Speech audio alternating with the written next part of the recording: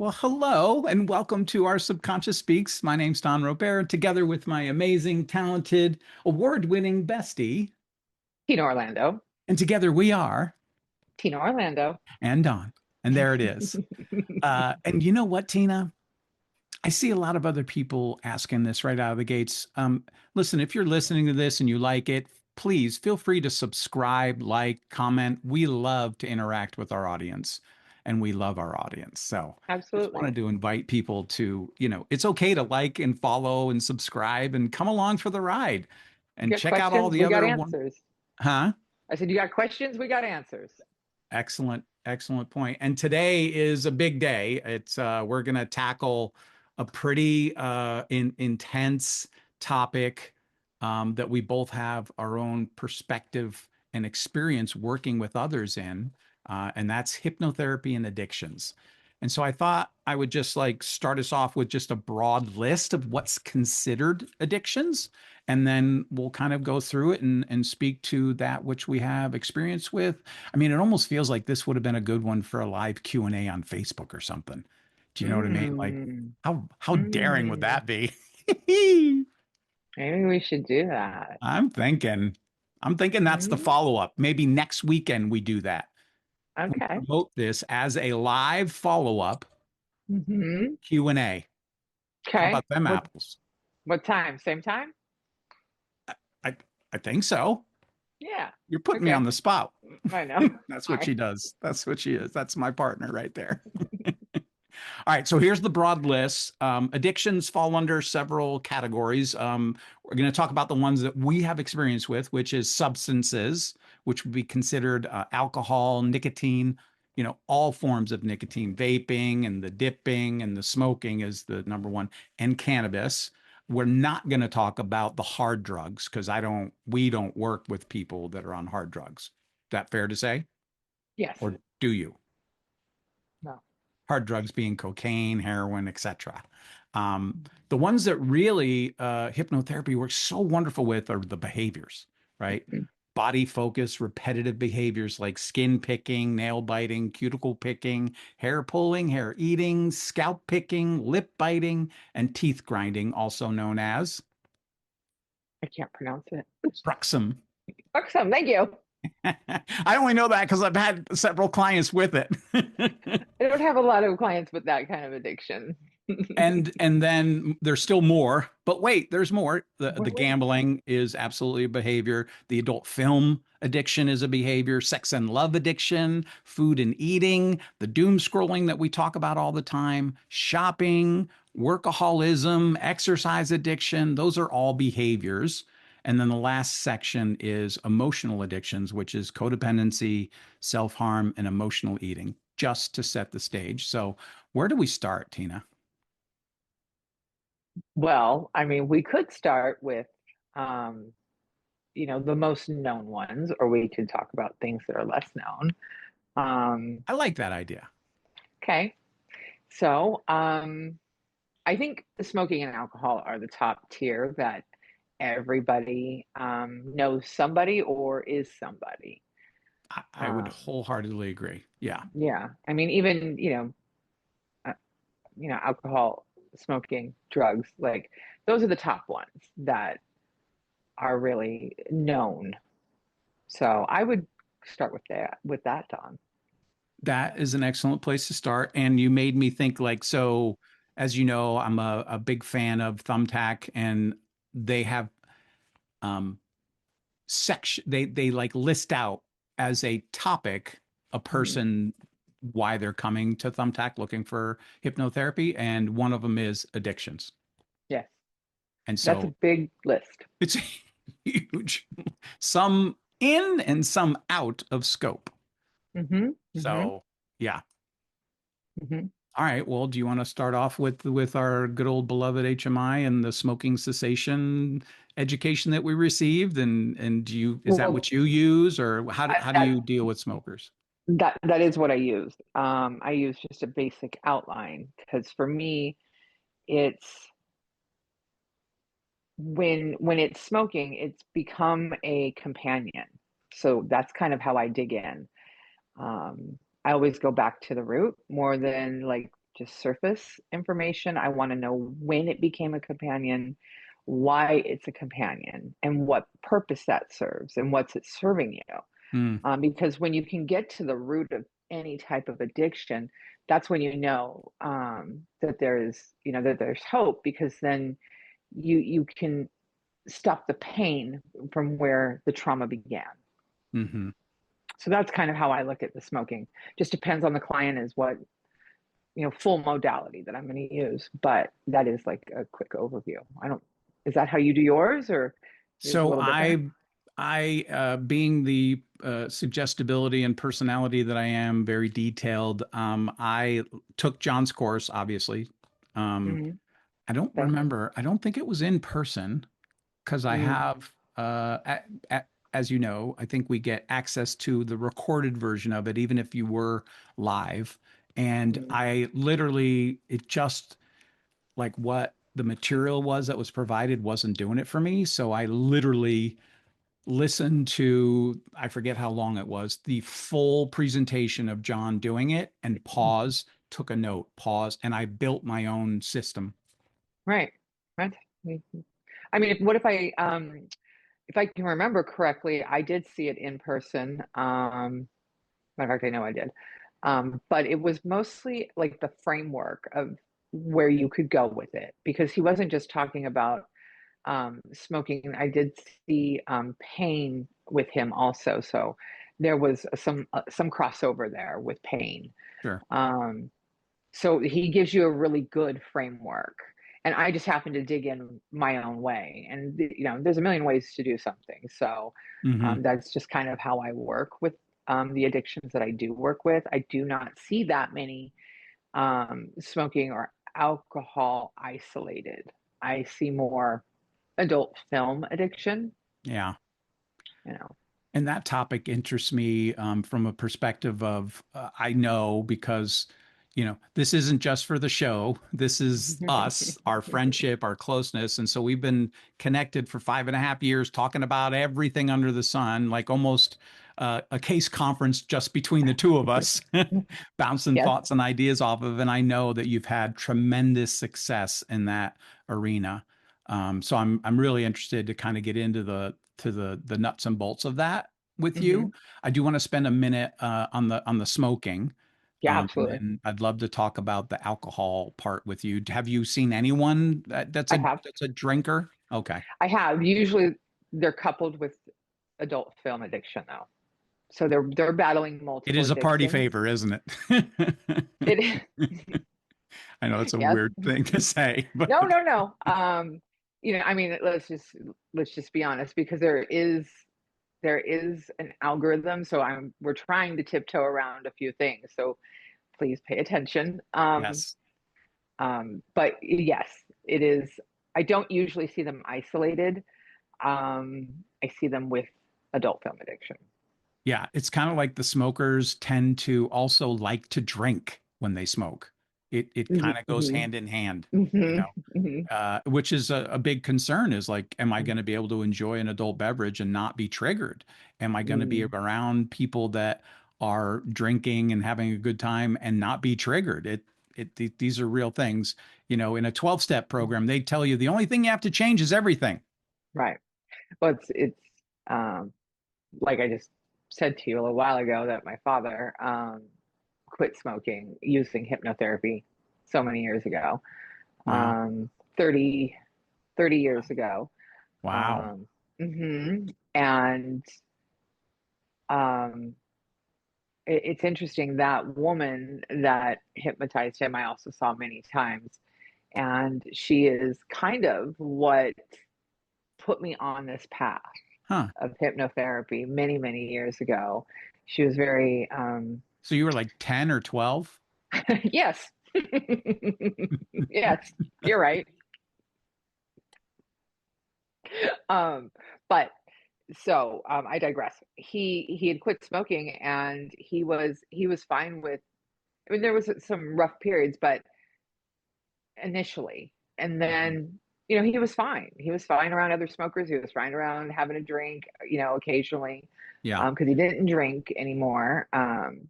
Not that he drank a lot, but he could definitely close down a nightclub when he was younger because he was fun.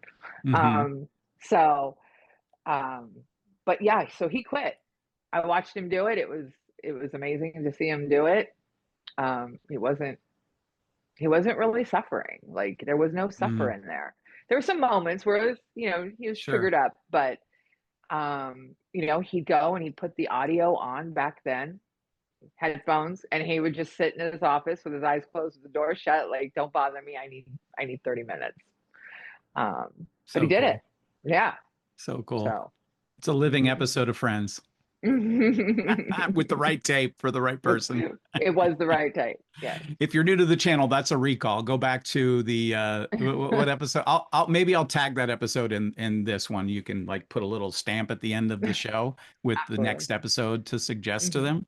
Uh, but what you just said, I hear it all the time because Hmm. as you know, because I've had success with smokers, they gush. They love to gush Hmm. on their reviews and recommendations for me, which Right. draws in, of course, the next smoker because it's like they see for the first time in a long time hope. And Mm-hmm. hope's a powerful thing when you're hopeless and you're desperate. Hmm. And even in the Absolutely. face of that desperation, when I'm talking to them in the consultation, I like to get out like, well, when I say the word hypnosis, what comes to mind? And do you have any experience with it? And I swear to God, out of 10 people, at least four of them know somebody in their family that did it years ago and haven't had Hmm. a cigarette since. Hmm. So there's that tiny little power of suggestion right there. There's a Hmm. tiny sliver of hope. And now they've found somebody that looks like they know what they're doing, that Hmm. has a true care, heart centered, I said earlier, Right. approach. And it's like, okay, last house on the block. Let's What do we roll. do? What do we do? I'm in. So I love my smokers because I am, I've been smoke free for going on 29 years. Oh, so you quit Unfortunately, the same time my dad did? yeah. Unfortunately, I ripped the skin off of my body and I was a walking nerve because I didn't have hypnosis. I went to Nicotine Anonymous. Mm. And Okay. believe it or not, the power of the support system, Sports. being able to go and speak your truth and not hide behind how you really feel about how you're feeling. Yeah. Um, and unfortunately, because I didn't use hypnosis, I did gain some weight, Hmm.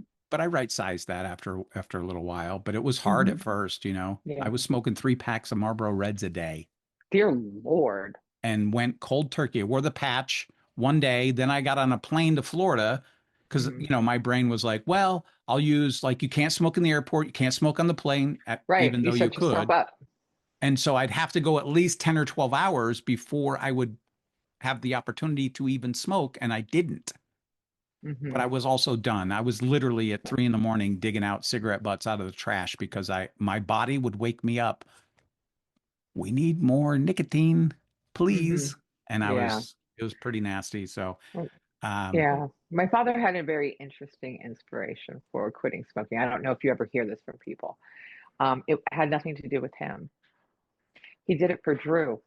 aw, He did it for his grandson. Hmm. Yeah. I Yeah. hear that. I do hear that the family dynamic, Hmm. one of, like a month ago, I had a lady who was like, literally she was the grandmother of a 13-year-old girl Hmm. but she had taken her on as her own, like Wow. as the mother role. And that was a big part of a driver for her, which is being an embarrassment to her granddaughter and being a bad example. She wanted to Okay. be a There's that positive shame. influence. Huh? I said, there's that shame. Yeah, Okay. for sure. Hmm. Yeah, you know Hmm. this Hmm. whole thing. Hmm. So yeah, I use a two-step approach. I know that other people use three, and Dr. Kappas used to talk about six, and but my approach seems to be working pretty good. I have Hmm. a really high success rate with the right Wonderful. people, though. Right. That's key. Yeah, and Melton talks about this a lot, right? And we talk about it in pre-induction. We talk about it like we can't make you do anything. You've got to show up in a way that I'm done. Right. So I've started literally putting people on the spot, asking them I go, on a scale of 1 to 10, one being, I really don't want to. I love smoking. 10 being, I'm so ready to be done. Where are you? If they're less than a 7, I pause. I Okay, typically, so let me ask a question here. yeah, go So if ahead. somebody wants to quit, right? And you know they want it, but there's something in them that still likes it. Would you at that point be willing to work with them for a longer period of time doing hypnotherapy to kind Yes. of move from there to I'm ready, I'm done? Yes. I'm going to add an asterisk onto all of this. Part of what I use that I love, I've recrafted it, I've rewritten them, but there are like 20 or 30 questions you're supposed to ask in the first session. And I Right. love those questions. One of which, the most powerful, is what do you like about smoking and what Hmm. do you dislike? And the things that they like is that it calms them down. This is what their brain tells them. Right. And so that is a big driver towards when I start giving them tools and ways that they can produce self calming. I love Hmm. that. And then what they dislike is the key, right? That's really the driver to remind them in hypnosis of why they want to let go of it, what's Right. important Right. to them, whatever Right. that may be. Yeah. So I actually, it's just really about the surface desire up front that I'm looking for. Hmm. I have had people say, I really don't want to quit, but I have to. And I'm like, so that's a different approach. That's Hmm. not a 1-2 because you're not ready. Right. If you really don't want to, I can't make you. Right. Right. But if they want to, you could work towards it, Absolutely. correct? Yeah. Absolutely. Yeah. Yeah. Absolutely. And that shows up more so when I work with drinkers. And if you don't mind, I'd like to share a little bit of this. Very near and dear to me, having being sober over 30 years myself. I have a very in-depth grasp of this exercise that in the 12-step program that they bring you through so that you can diagnose yourself as alcoholic, not your mom or your wife or your husband's uncle who's like, "Oh, that Don, he's an alcoholic. That he blacks out." Like, you know what I mean? Like, I don't know why I'm doing that voice, whatever, but There's there's somebody in this there. general just it's just a general term of being an alcoholic, but to be a real alcoholic is very specific in its description. And so what I do is I literally, if somebody wants to help quit drinking, I Mhm. want to find out what kind of drinker they are. And the book talks about 3 types: the take it or leave it, which Mhm. is what I suspect you are. Yes. Like, I don't ever hear you talking about getting rip roaring No. but if you did, it would be just a once in a while kind of a thing that you're certainly Absolutely. not driven by it. So that's the I can take it or leave it person. Mhm. Then there's the hard drinker.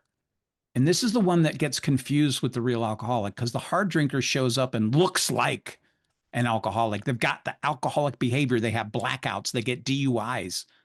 They Mhm. have all of the signs of being an alcoholic, except for this vital piece. If given sufficient reason, they can stop.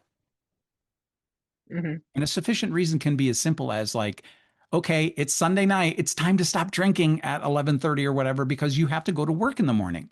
Whereas a real Right. alcoholic, they're gone.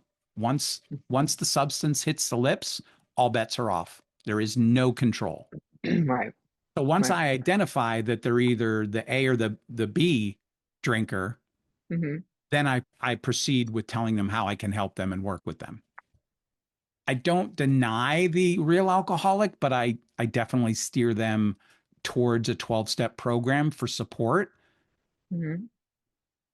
I'll work with them on their mindset and their acceptance and the ability to get past like, oh, I don't want to go to that group and oh, going to meetings and you know. But that's a different approach than what I work with on people that are in the middle bucket, which are hard drinkers that look like alcoholics.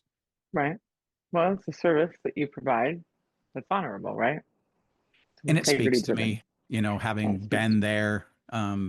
Yeah, Yeah. Well, that's why, because you've been there. yeah. Hmm. What about you? Any sub? So you do nicotine people still now? Do any cannabis people? No, no, I'm all mine fall into one big category. Okay, so you want to skip ahead to the behavior section? All mine. I uh, mean, like I said a few minutes ago, yeah. some people are, alcoholics, but they find that they have this other addiction. Um, but isolating that one addiction though. It is a side dish on a wonderful meal of addiction, but it tends to take over, doesn't it?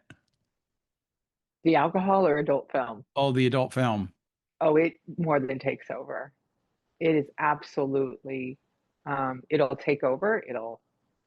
It will destroy your relationships because you won't have the right sensory output. It changes everything. Hmm. Um, yeah, it literally hijacks relationships. It'll hijack how you perform out in the world, because there's too much dopamine and testosterone, especially if we're speaking about men with adult film. I'm assuming that It'll is the majority of, sorry to interrupt, but I, Yeah, I want to ask, is that the majority of people that you see as men typically? Like, I don't even know if 80% I've are, ever heard no, that's not true. I had a friend of mine in Seattle that used to love that adult stuff. yes, it's 11% more men than women. Only 11? That's what they say. Those are the Wow. statistics. Don't blame me. Okay. Nope, nope. Um, and as for the DSM-5, Interesting. they don't formally list adult film addiction, um, but compulsive sexual behavior disorder. Yeah. That's where it's included, but not Okay. In the that's not DSM-5. yeah, Gotcha. but it's not even they don't recognize it as an addiction. And would you It's like to just share with our listeners what the DSM-5 that aren't students or graduates from HMI? well, it's pretty much whether if something is it's a book of a code basically that says what a medical I don't know the actual name. Do you? Diagnostic Systems Systems Manual. manual. Thank you. As soon I as you did said memorize diagnostics. that one. Oh, there you go. It spoke to me when we were in Yeah. AOS. Yeah.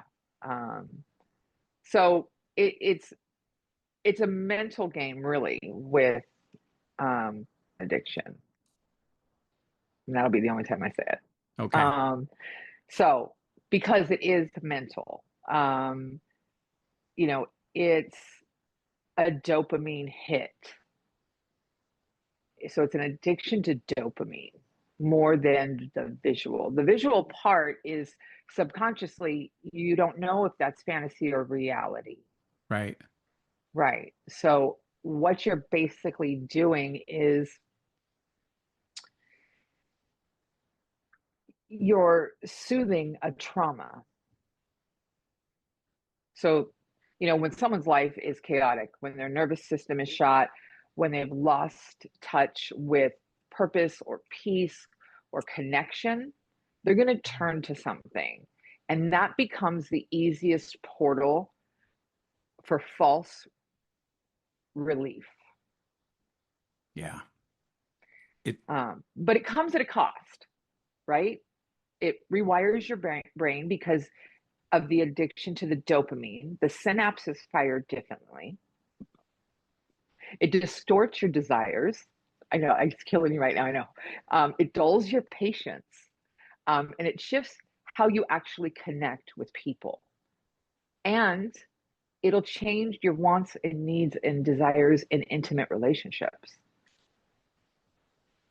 I just before you went on to the next section, I wanted to go back to because I had a moment where I was like, when you described like the dopamine hit, Mm-hmm. that's what that's what all of the body repetitive behavior people that I see, because I've Mm-hmm. seen several skin pickers, nail Right. It's biters, cuticle compulsive. pickers, Braxton, like the teeth Mm-hmm. Teeth grinding. grinding.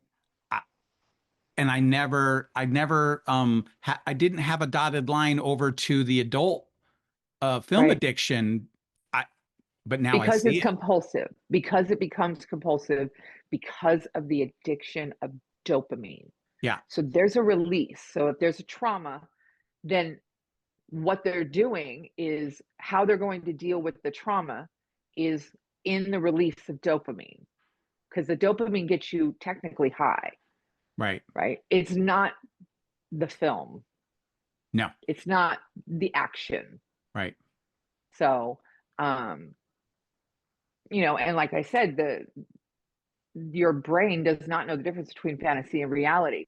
So if you're constantly feeding it artificial imagery, it starts coding it as real, for lack of a better word. Right. Um, and this is why hypnotherapy, it was so effective.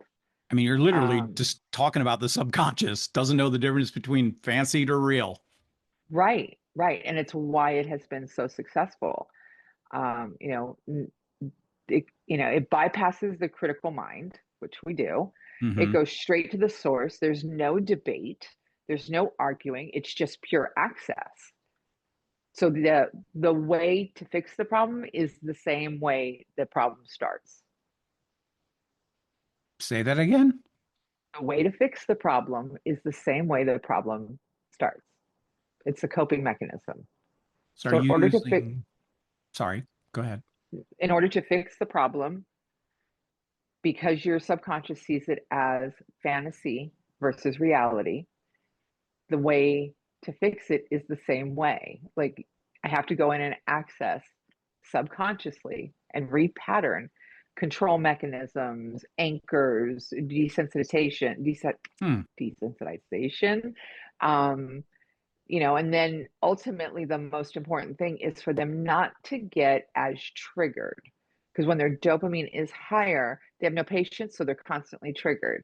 So I have to bring them almost, I call it the monk state, where they're all the way like oming their way through their day, so that they The can stay monk in. state. That's That's what I awesome. call At first I thought TV show and then I got it, like the it. Om. The monk state. I love that.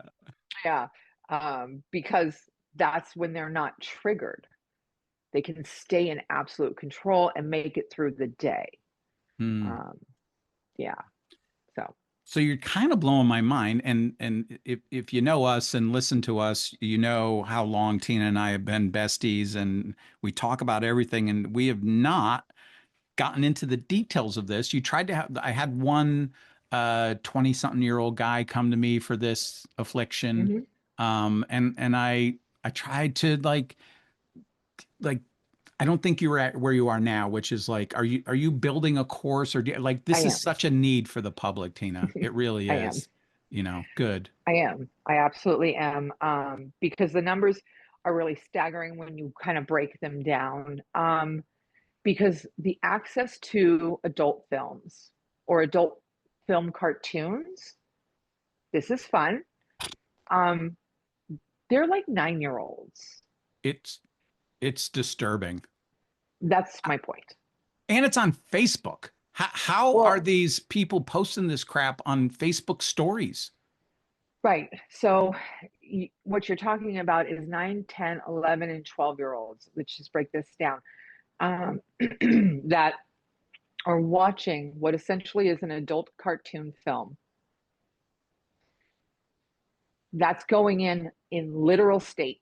So when you're in that age bracket, you're learning everything literally. Hmm. So whatever they're seeing, they're learning this literally. So that's how they're going to then identify relationships. It's going to override the secondary caregiver. So that's how they're going to see relationships. That's how they're going to see sexual relationships. That's how they're going to react in sexual relationships, which is not healthy. It No. doesn't it doesn't bleed for connection. It doesn't, have any room for a real intimate conversation, even for a 13 or 14-year-old just being a real human being. Like, Yeah. this is distorting them. Not only that, it is releasing too much testosterone. You are not supposed to have that much testosterone release. Hmm. Are you able to speak to that? I haven't heard that before. I don't have all my numbers together yet. No, I'm you don't still need working on numbers. that Like just part, generally but speaking, like why is it bad to have to like because I see stuff like low T, like take a pill. Like not, and I'm it, not talking about for sexual proud, strength, but right. like just for manhood, because as you get older, you lose testosterone. Right. And what happens when you lose testosterone? You don't grow hair.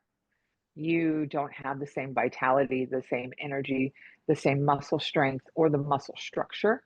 Your physical appearance will change when you do not have testosterone.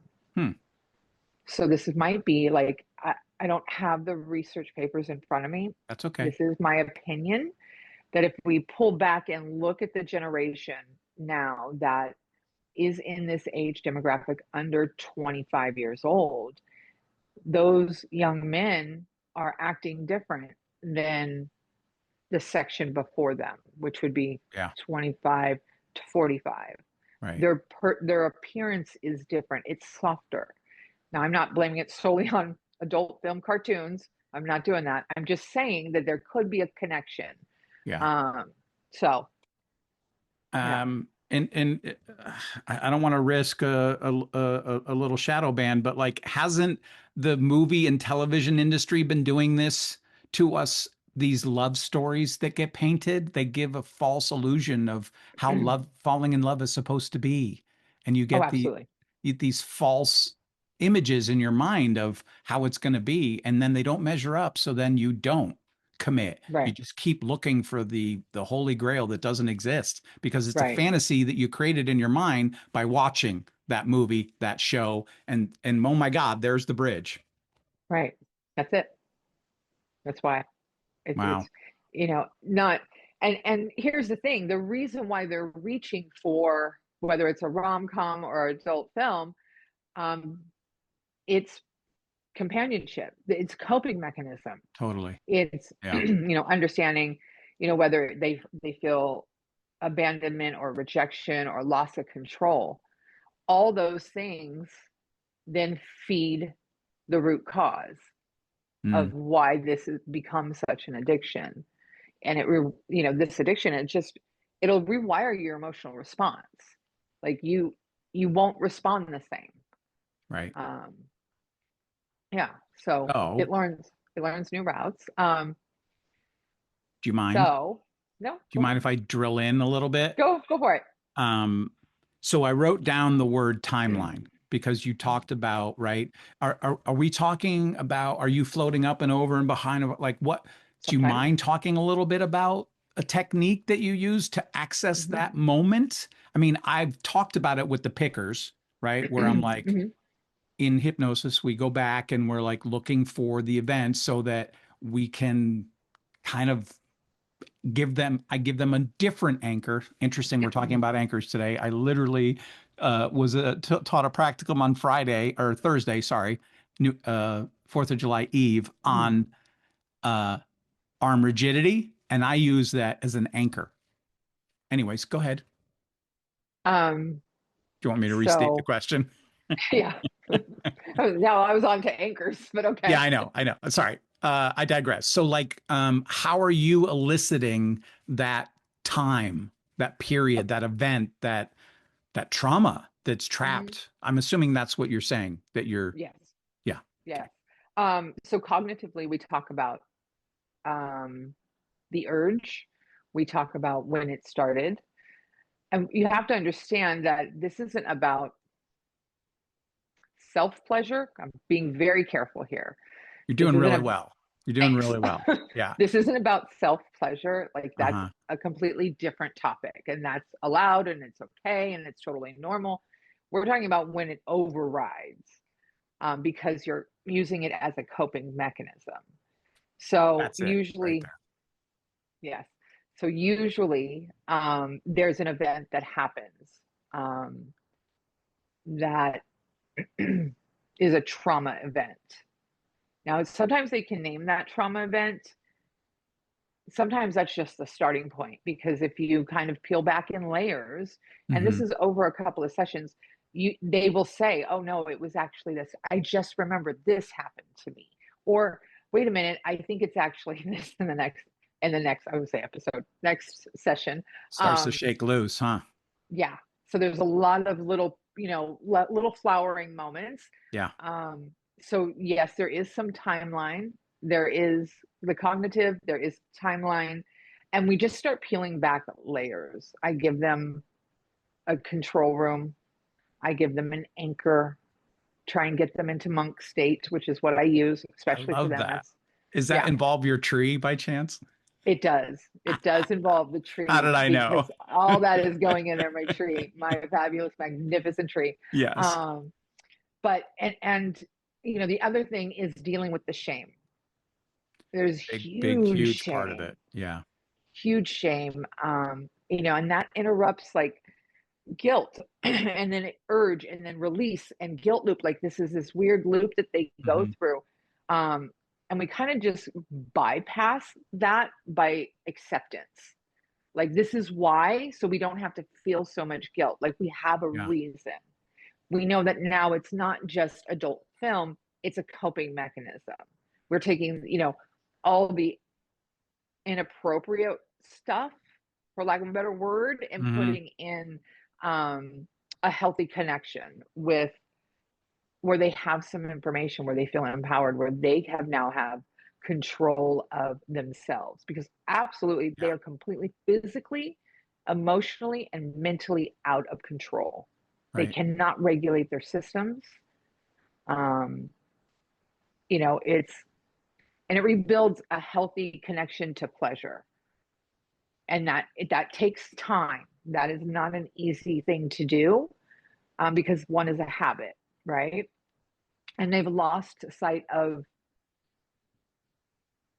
they're almost desensitized to healthy pleasure. That's almost boring. They Right. want the adventure, so they have to go back and go They step by want the step. dopamine hit. Yeah. Right. And they have to learn to go very slow and work through it, and very methodical intimacy. Um, what what real intimacy might feel like. And it gives them the control, like I said. And it allows them to choose being in alignment with themselves and their partner if they have one, instead of being in alignment with their compulsion, Right. because it is compulsive. Like, Yeah. life really sucked today, I'm going to go sit in the bathroom and watch Hmm. Hmm. clips. Yeah. um, and it works very fast. After, after somewhere between 3 and 5 sessions, they've got it under control. Is it gone forever? There might be moments.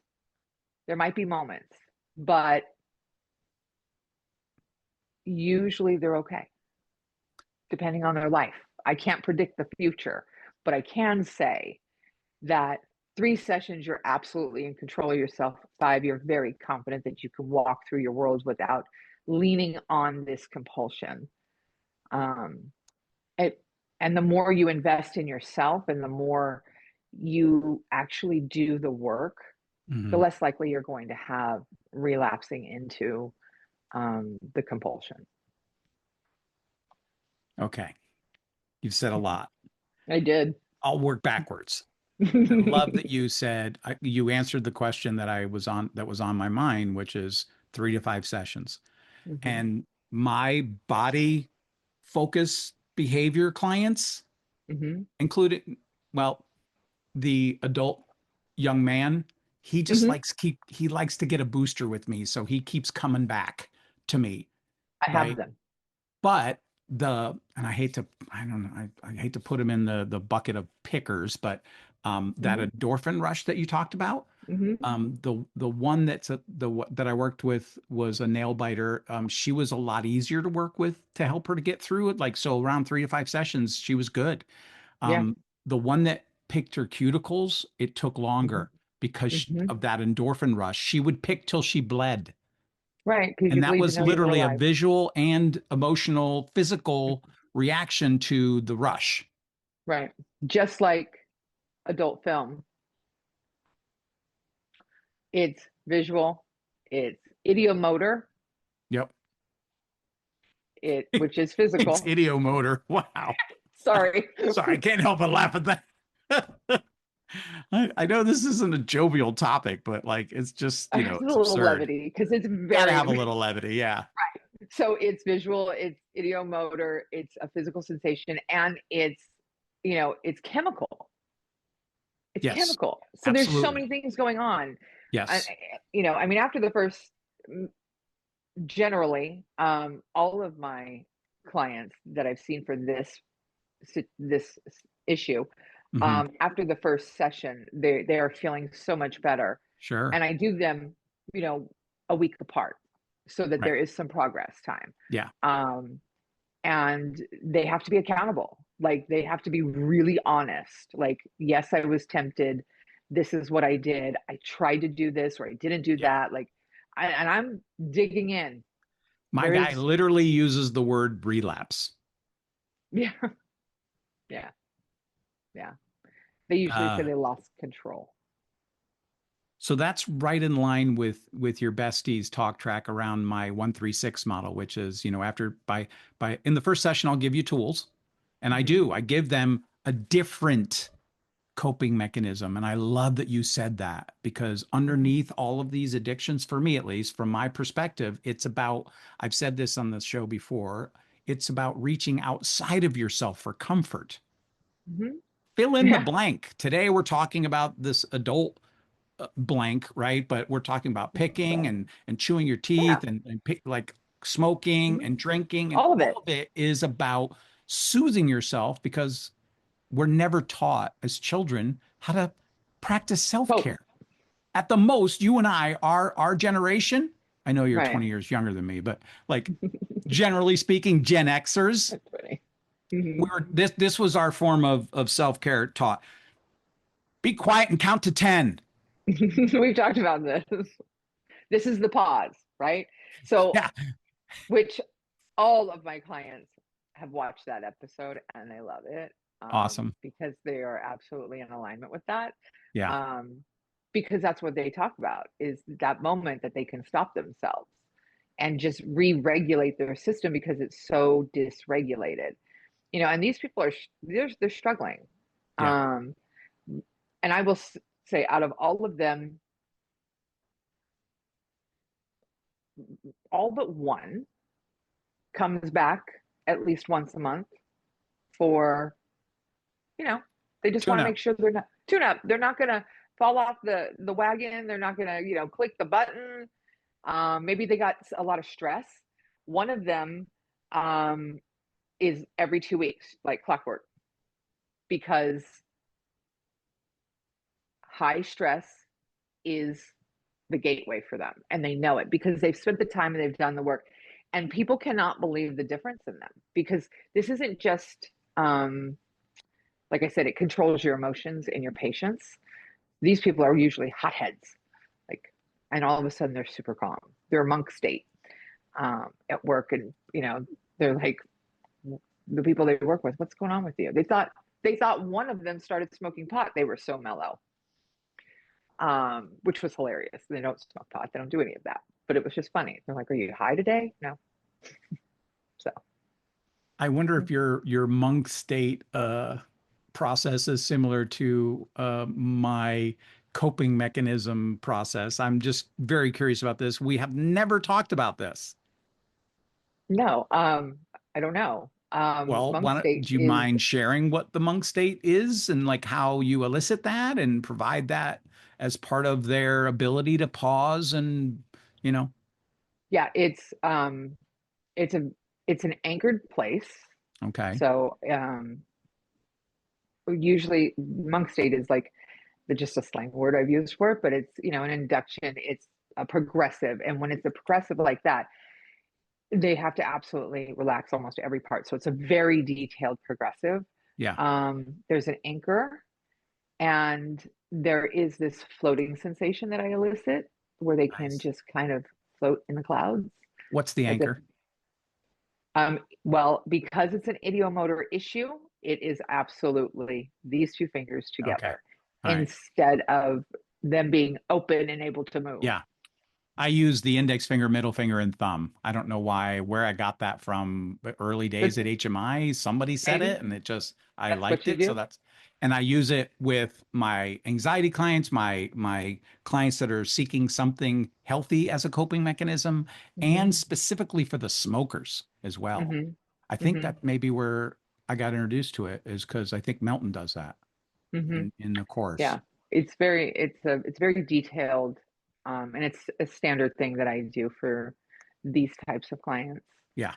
Um, and it's, it's essential, because I will send them with audios, but that is pretty much a standard audio. It's kind of like, you find your place, Yeah. you got Love whatever. that. And I've asked all these questions. So there's a lot of detail that goes into the intake of it because they need to know exactly where to put them. And it's usually got to be outside. Yeah. So Like you they think have you to, don't let them pick their place, like kind of Cheryl's imagery, or you're leading I them to a do. place? I'm leading them to an outside place where there's no phones, where there's no electricity. They have to be at one with a place. Yeah. um, and it's, beach, a forest, a stream, I don't care what it is, Yep. but that same place then reoccurs in all of their imagery. Love it. Yeah. Yeah. So interesting that we haven't really talked in detail off show about this, but yet Yeah.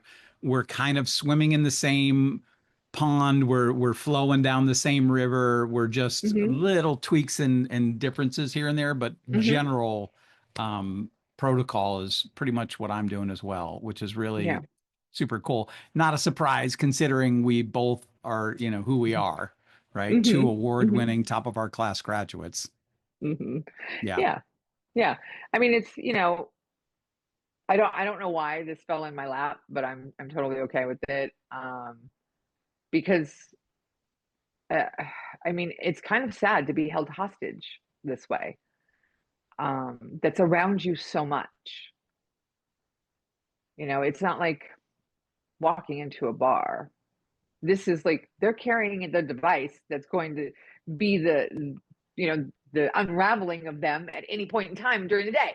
Like they could Right. do it while they're talking to you, um, which is just an escape mechanism. So they're trying to escape, right? So, um, yeah, I love them. They're Yeah. amazing. They're survivors. I mean, they fight hard. They fight because most of them have, you know, come close or have destroyed their relationships with, their significant others, um, in many, many ways, and they've had to rebuild trust. And that's currently happening while I'm working with them. That's some serious healing you're doing, girl. Wow, thank you. Yeah. Yeah. It's a big I deal, mean, man. even their therapists say, wow, okay. Yeah. So it's not just me that gets accolades from talk therapists when like No. my cuticle picker who Mm, showed up in the first couple of sessions with bandages on almost all of her yeah. fingers, and Hmm. then after the third session she came back to me and she was so proud. She had one bandage, but the rest of her nails were done and glorious and beautiful, and she said, "Oh, Mm, my therapist noticed right away and she gave us kudos." And I was like, "Oh my mm. God, that's so That's cool." nice. Yeah, Yeah. that's nice. And we work Um, together, right? We talk about this like being part of the care team of somebody, mhm. but it's real. Yeah. We don't Hmm. own the exclusive rights to helping somebody heal something. No, no. It's a But group effort sometimes. it is a domino effect. Yeah.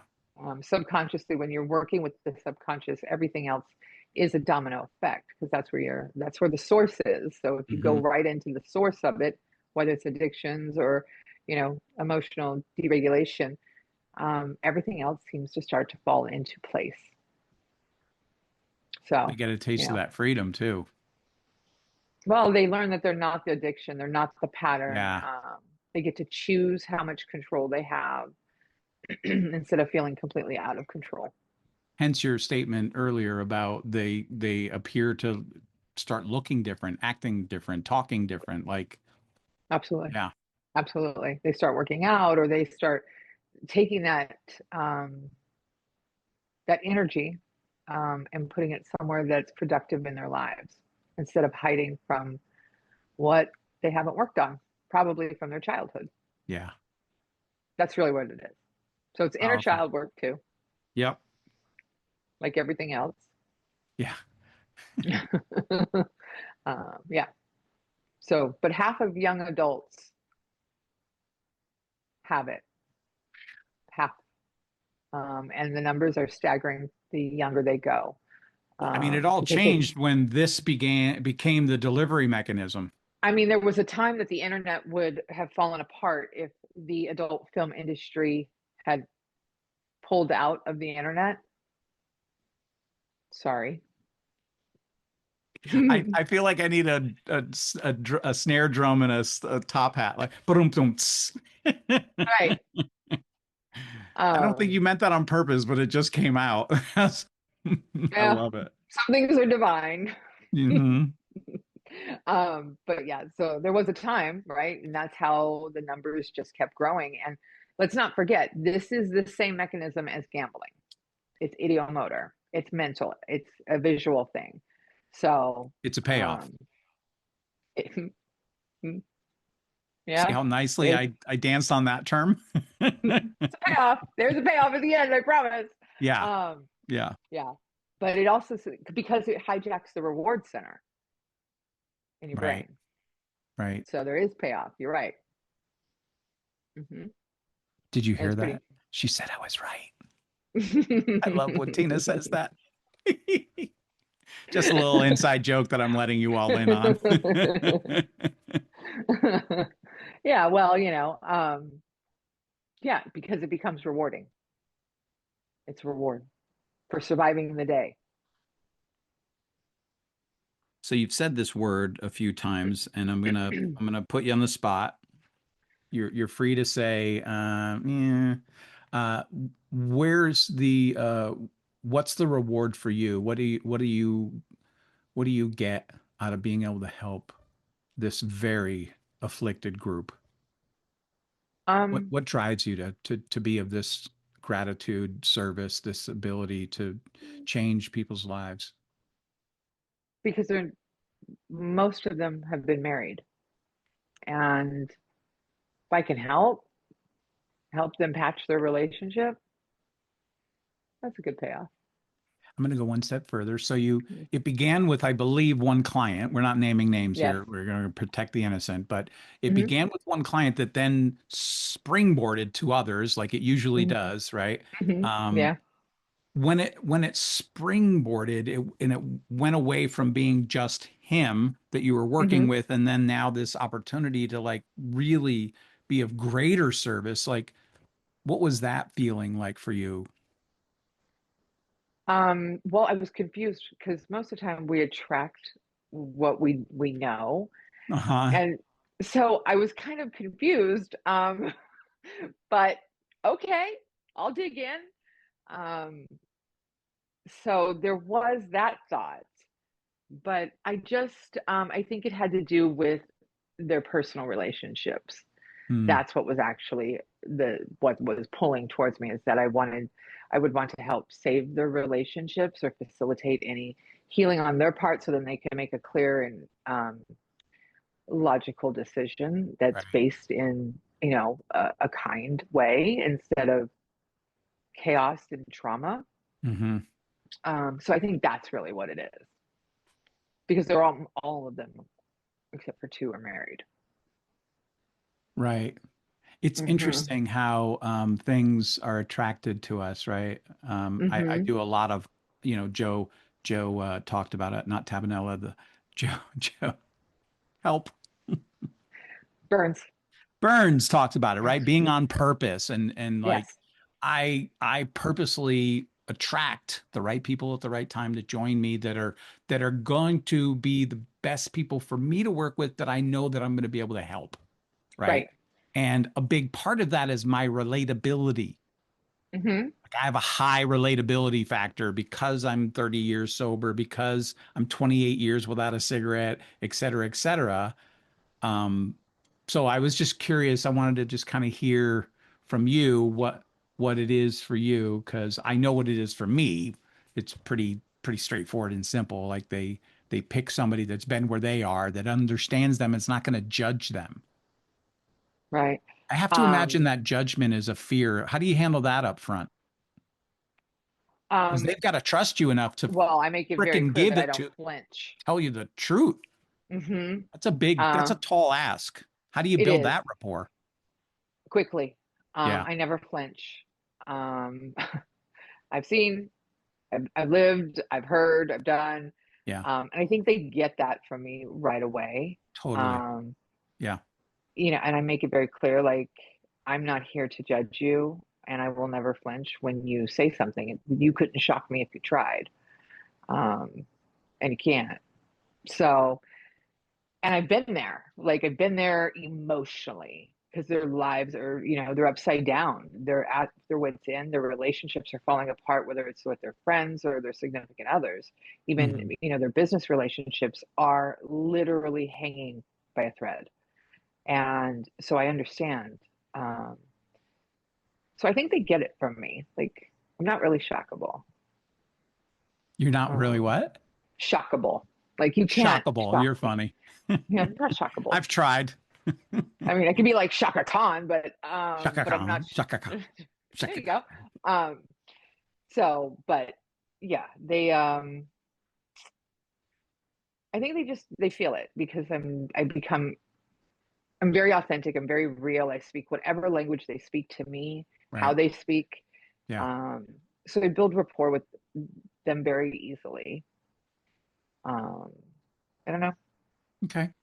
Just I speak their curious. language. Yeah. Yeah. I mean, It's wonderful. I mean, their lives are falling apart, and I'm not. You know, I'm not a stranger to that. So I've had my Yeah. moments, and I can identify with it very quickly, very easily. So Kind of easy to hold space for somebody else in that situation when you've been there yourself. And so for absolutely. me, that shows up as relatability, but for you, Hmm. it's also relatability, but not on the Hmm. nose. Like you don't have Yeah. to have been afflicted by something to be able to help somebody with it. Right. Right. And I always offer some type of personal resemblance between me and them. It always helps Yeah. because of this topic, and most of them are men, and I am not. So there has to be some kind of give and take so that there's this very comfortable, like, they can say whatever they need to say.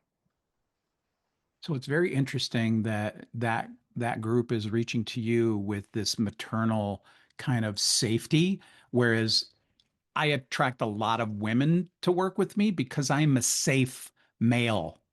That's right. They're not going to be That is right. sexualized by me. They're going to be safe with me in my energy. Hmm. It's Right. so important Right. to build that safety Um, net for them to land. hmm. Hmm. From what I have deduced, taking away from all of it, looking at the similarities, a lot of the little traumas go back to not a mother wound, but it's like it's difficult because it's almost I mean, I guess it would be kind of a mom wound. They're looking for their mother's compassion. Um, they're looking for female, let me say it that way, female compassion, not judgment. That's a better way to say it. Yeah. So Uh, how much does shame come into this? huge, Yeah. huge. Shame is It, number it, one. it seems like I kind of bucket this into like kind of obsessive compulsive behavior. Even Kind even of. if they're not diagnosed with it officially out of the DSM-5, like that's what I see as this behavior that's built off of some event that they felt shame. And so it's this big secret until it's not a secret. And then and you're, like to your point, you're wrecking your family. Um, Hmm. but yeah, how do you like to help people with shame? Well, we put a big bright light on shame. Um, you have to expose it, and the fact that they're showing up Hmm. um, is a huge part of it. That's a Huge. huge thing. Yes. Um, and um, you know, they once I break it down for them that it's not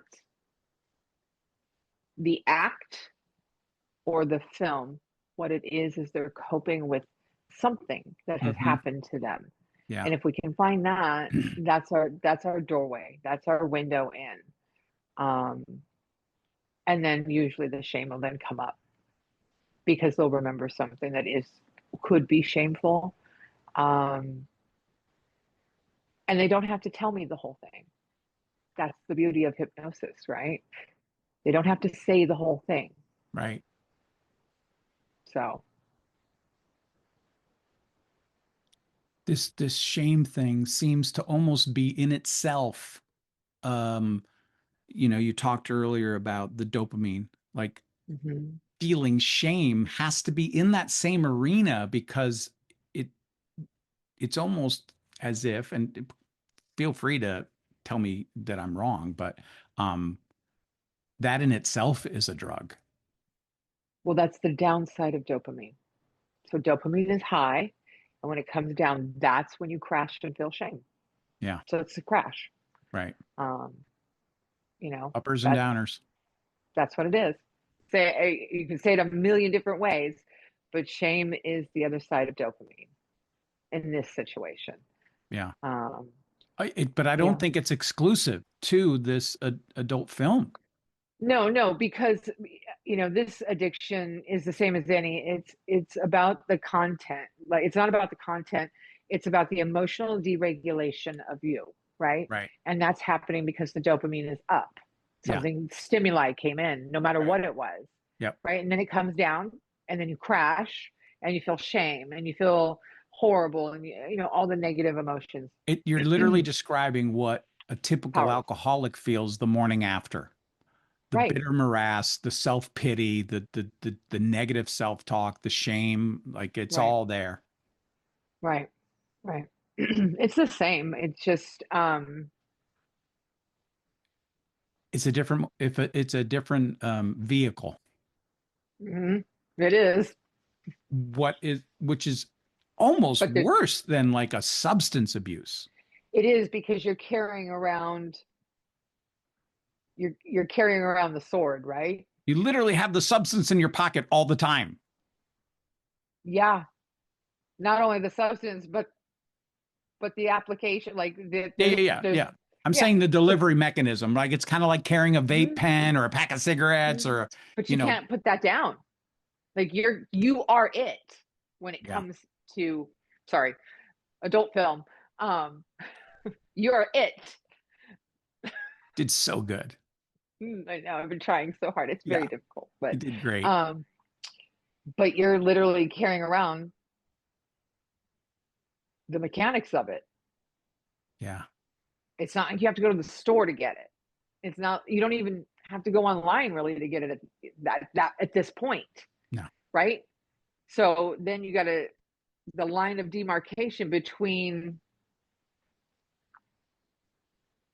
what's healthy and normal for yourself and what's considered an addiction, you're because that reminding me gets of, really confusing. yeah, the, it reminds me of Overeaters Anonymous, and that program is about because you can't just not eat, so you have to Right, figure out right. what the lines are for you, Uh-huh. and then that so sobriety in that program is like you don't eat the whole cake, you eat just a piece, or Right. whatever the lines are. Do you have lines like that? Because you did say that they don't entirely get rid of it, but like, so Okay. how do you work with that? Because this is similar to the drinkers I work with, which is like, Right. if you want to just have more control, this is of course after I've established that they're not alcoholic. Right. I want to be really clear about that. I am not plucking people out of AA to try and work with them in hypnosis as a substitute for a 12-step program. Just want to be Yeah. really clear about that. Yeah. They can't watch Period. adult films, All or nothing. period. They So it's cannot. complete abstinency what you're shooting for. When it comes to adult films, Okay. um, they cannot, because they'll Yeah. get lost because it's the doom scroll. So they're Yes. fighting multiple things going on. Right. So, and I explain it to them, and they're like, "Okay, then I don't want any of it." And I'm like, Right. "Oh, okay, Yeah. great, great." So I give it to them as an option Yeah. because I can't give it to them any other way. Um, but yeah, it's they can't go watching that. Yeah. Because even something like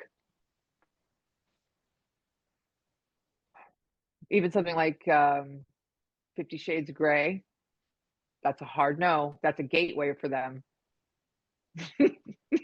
Sorry. I'm not laughing at any of this. It's just, I get My wording, I know.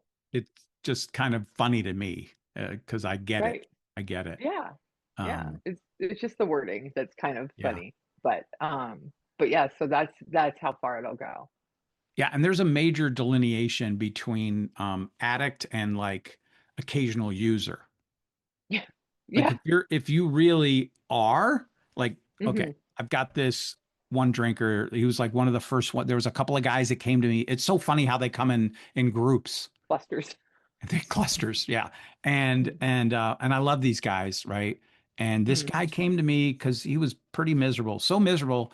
We would do his sessions in the driveway of his house because when he came Mm. home, his wife didn't have dinner on the table for him. His kids were screaming and yelling, and he just generally would come home and be unhappy.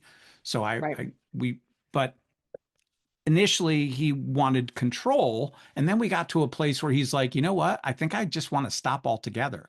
So we did a few sessions on that. And then that gave him more control. And he's like, I'm like, so how's it going? He's like, yeah, I can take it or leave it now. And I was like, holy moly. Right. Like, what a Right. breakthrough that is to go from, Right. blacking out and yelling and screaming at your family to like Hmm. not. It's Right. like, talk about Yeah, life changing. absolutely. I mean, that's usually very close to the same statement. Like, I don't have to make excuses to find a room to go to or a bathroom or Right, avoid. right. Living But a lie, basically. pretty much, um, it's having, when I'm talking to them, ultimately there has to be another reward because it becomes a stress reliever because Hmm. that's how it starts. Right. Um, so there has to be some other reward. I'm tap dancing here. I've got my tap dancing shoes on, people. Um, You're so there doing has to be great. some other there has to be some other reward. You're doing great. Um, which is clarity, which Yeah. is control, um, and satisfaction and investment in their current relationships. And when it gets out of control, they have to remove themselves to a place where there's no electricity, basically, like no electrical devices, like usually a park, a beach, somewhere that they could Right. just, and they have to sit still. Like they can't constantly distract because those are Mhm. other issues, right? So there's a lot that goes into why this is so ingrained because Yeah. it's also a habit that they've had probably since they were somewhere between 10 and 12 years old. As That's soon as when it puberty starts. puberty hit, it became a A habit. thing. Yeah. Right. Right. So then you have to, understand that they're still going to do certain parts of this, but they can't do the adult film part. Yeah. It's so Yeah. funny how things line up in life. I was talking to a dear friend of mine that lives in Florida, and his son is coming of age. And I was like, all right, get ready for that crusty sock under the bed. Like, Here with you right now. I've been holding it together so well this whole that is not time. inappropriate. That was very emo of me. But he's like, I know. Oh my God. I'm like, but Yeah, that is part of the exploration of your body, which is healthy, absolutely. Which is normal and it's totally okay. normal. Yeah. And So let's make you that know, clear. We're not talking about, no, because yeah, we're not that's where talking some of about this just has general. started. Like there's a higher number of clients that the shame is being caught. Oh, That's okay. where the shame starts. Okay, that's a big one. That's kind of back to the smokers that are ashamed of being, bad examples for their children and their family, Right, and but they this they have to started in hide, childhood. huh? But this started in childhood. So Yeah, they so were did my caught. smoking. Most smokers, 13 to 15 is when they have their first cigarette. Yeah. Yeah.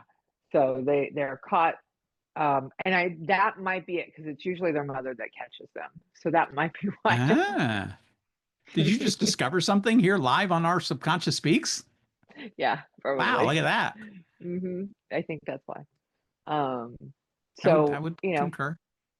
yeah. So it's, Yeah. you're not the addiction, you're not the shame, you're not the pattern, Hmm. and you get to choose. You get to choose in hypnosis. It makes it really easy and it's highly successful when it comes to this. All right. I'm gonna ask one more Yeah. question before we Okay. wrap up. The Okay. power of choice. This is a Mm. big talk track in 12-step communities.